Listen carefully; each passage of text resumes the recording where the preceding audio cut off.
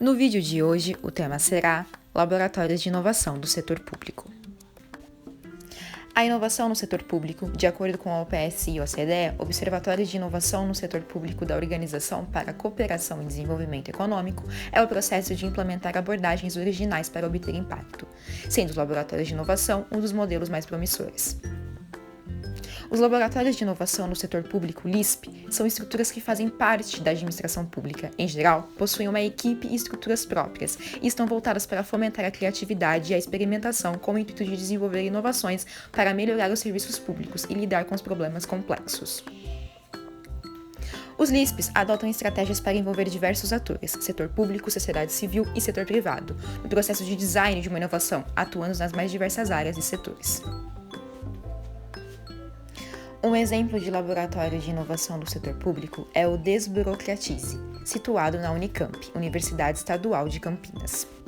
Sendo assim, a criação de unidades de inovação nos governos nacionais ou locais é cada vez mais frequente no setor público e possui um ciclo de vida muito parecido com a nossa vida humana, como exemplificaremos a seguir.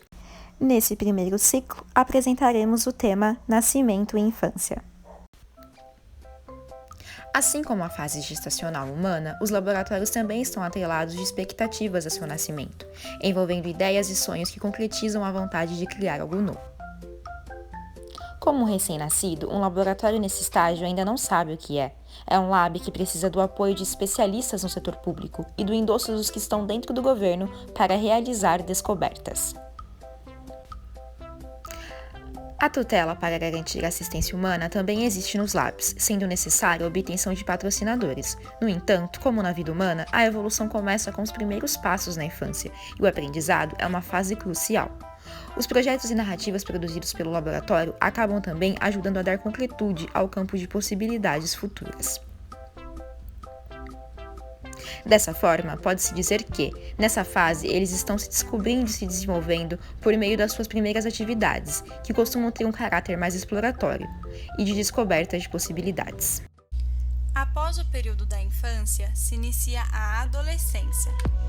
Para pessoas e laboratórios de inovação, a adolescência é a época de perguntas, descobertas, cobranças, dramas, turbulências, contradições, crises e instabilidades. Além de se caracterizar por uma fase de mudanças físicas, mentais e sociais, é um período que representa um distanciamento de comportamentos e privilégios da infância e a aquisição de algumas responsabilidades. Como adolescentes que gostam de fazer novas amizades, os labs estão aprendendo com seus pares, construindo uma rede de parceiros e amigos. O adolescente também olha para o mundo em busca de referências para sua existência, às vezes de maneira obsessiva, não descansa até saber tudo sobre a vida dos seus ídolos. Tenta se enquadrar em um padrão identificado, mesmo não sabendo qual é a sua verdadeira identidade. O laboratório se empenha em criar situações para testar uma metodologia usada por outro laboratório que ele tem certeza que vai ser um sucesso no seu contexto também, mas às vezes o resultado não é tão bem sucedido quanto se imaginava. É comum que a imagem que o laboratório tem de si mesmo não corresponda àquela que os outros têm dele. Os colegas podem vê-lo como o dono da inovação, mas também como um agente estranho, com uma linguagem muito particular e difícil de ser entendida, como as gírias da adolescência. Crises de identidade podem acontecer quando o laboratório é criado formalmente antes de experimentar suas possíveis identidades. Como consequência, a sua identidade pode ser confusa. Como todos sabem, o quarto é o mundo do adolescente, um espaço seguro para bagunça e experimentação. Muitas vezes é na adolescência que se descobre algumas verdades inconvenientes de ser um laboratório, ou se percebe que a sua família é uma instituição disfuncional. Ao começar a frequentar os espaços fora do quarto com mais confiança e ao ouvir as conversas em volta da mesa de jantar, as certezas da infância são colocadas em questão. O laboratório adolescente ganha suas primeiras cicatrizes quando tenta mudar a sua organização rápido demais e esbarra em obstáculos. Nessa fase transitória, o adolescente sente-se como adulto, tenta articular-se como adulto, mas ainda não é percebido como tal. Deseja estar nos lugares, mas a sua entrada ainda não é permitida. Quando consegue negociar sua entrada, costuma permitir apenas que observe. O laboratório pode usar essa posição de escuta para identificar oportunidades de ação, às vezes escondidas. O não é um problema para o adolescente, mas para um laboratório dizer não pode ajudar a ter uma agenda mais clara.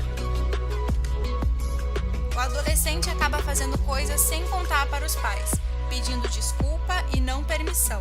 Procura apoio em sua rede de amigos e conhecidos.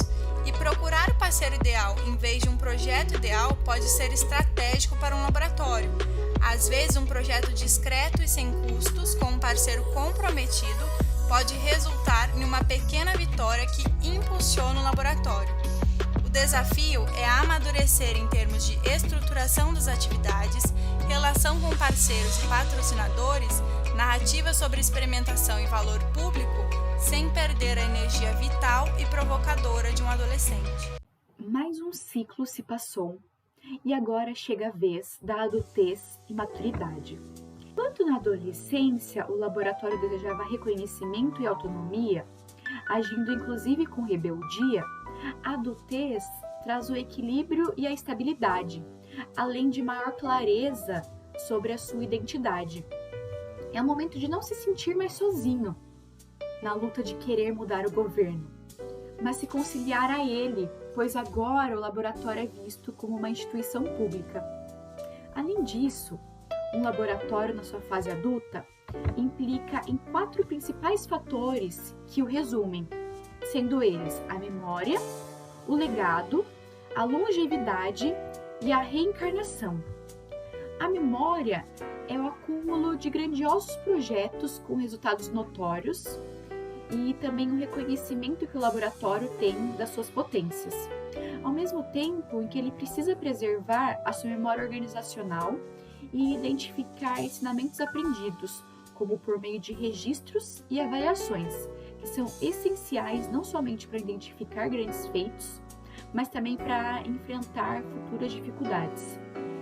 Inclusive, a avaliação é um elemento vital para que os labs se consolidem e obtenham maior legitimidade. Somado à memória, o legado é a construção geradora de valor e conhecimento útil para todo o ecossistema de inovação, enquanto que a longevidade se dá por meio da reprodução do legado, disseminando metodologias inovadoras as quais sejam sustentáveis e perenes, a fim de impactarem e influenciarem outros laboratórios a utilizarem. E por fim, temos a reencarnação, significando o equilíbrio entre todo o aprendizado, a conformação da estabilidade, mas também a renovação e permeabilidade à transição, conforme mudam-se os governos ou as agendas. Além disso, um dos desafios do laboratório é o questionamento sobre a continuidade, entendendo que a morte do lab não significa que ele fracassou, muito pelo contrário. A experiência desenvolvida nele servirá de material referencial para outras iniciativas inovadoras. É um ciclo, e a morte não necessariamente é o fim, mas sim um recomeço. Posto isso, nós observamos nessa etapa da vida adulta um grande desenvolvimento em consonância à plenitude e à prudência. Agora que já nos familiarizamos com as primeiras fases do ciclo de vida dos laboratórios, vamos resgatar os temas tratados em busca de desafios transversais, que são aqueles que permeiam mais de uma fase da vida. Para isso, vamos discutir as questões acerca da essência, da família, de aprendizados e de transições. Em diferentes momentos do ciclo de vida, a busca pela razão de ser do laboratório, que chamamos aqui de essência, é um desafio permanente. A falta de clareza quanto à sua essência pode trazer insegurança para a equipe, ruídos nas relações com apoiadores e baixa legitimidade. Por causa dessa dinâmica, crises de identidade podem se tornar frequentes. E apesar de ser importante ter nome, marca e espaços físicos adequados, pode haver a tentação de dar mais importância a essas questões em detrimento de outras mais fundamentais. Como a gente sabe, famílias tendem a moldar suas crianças à sua imagem. Porém, os laboratórios têm um papel transformador. A relação com o ambiente familiar apresenta alguns dos mais relevantes desafios ao longo da vida do laboratório. É principalmente a esses atores que o laboratório precisará demonstrar sua relevância, ao mesmo tempo que serão eles o público preferencial na realização de sua missão. Como vimos nas temáticas de nascimento e infância, os laboratórios passam por processos intensos de experimentação em seu início, postura quase inevitável para o desenvolvimento organizacional. Com as primeiras realizações, a equipe começa a acumular aprendizados a partir da própria experiência, e aquele modelo ideal desenhado começa a ser testado na realidade. Nesse sentido, é por meio de práticas, bem ou mal sucedidas, que a equipe aprende o que se aplica a seu contexto. É por meio da incorporação desses aprendizados que as novas realizações serão capazes de colocar o laboratório em um desenvolvimento contínuo.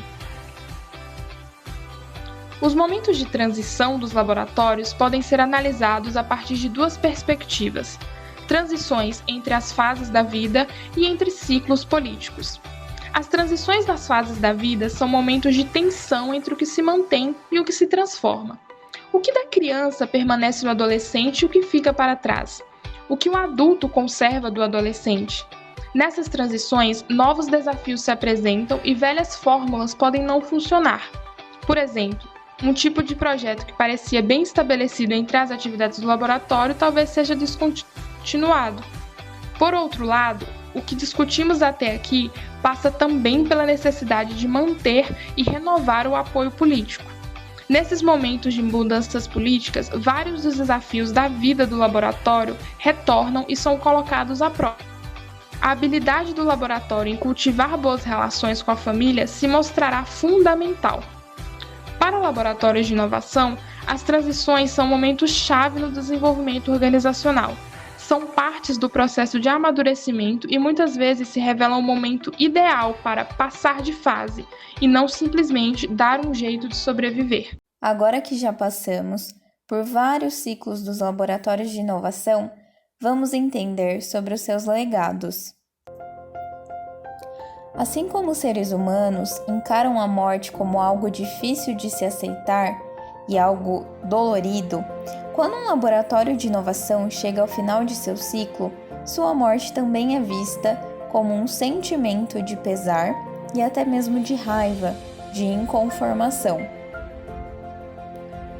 Quando se depara com a morte de um laboratório, busca-se entender as suas causas, podendo ser uma morte anunciada, que não pega de surpresa, ou súbita, inesperada. A meta seria ter a morte natural dos laboratórios, visto que isso indica que os mesmos já cumpriram seus objetivos, podendo ressurgir algum dia. Ao longo da vida, os laboratórios também passam por finais, mostrando suas transições. Em relação à pós-morte, surgem vários mistérios e dúvidas sobre a mesma, mas o que se pode dizer é que os laboratórios de inovação pública deixam muitos legados, sendo conhecimentos, oportunidades, abertura de possibilidades e ensinamentos. Para finalizar, assim como o ciclo de vida dos seres humanos, os laboratórios de inovação também deixam suas marcas e histórias em suas passagens. Portanto, suas mortes não devem ser vistas como algo negativo, pois sempre tem muito aprendizado, conhecimento e contribuições atrás delas. E renascer é sempre uma possibilidade. Portanto, no vídeo de hoje, apresentamos o ciclo de vida de um laboratório de inovação. Obrigada a todos!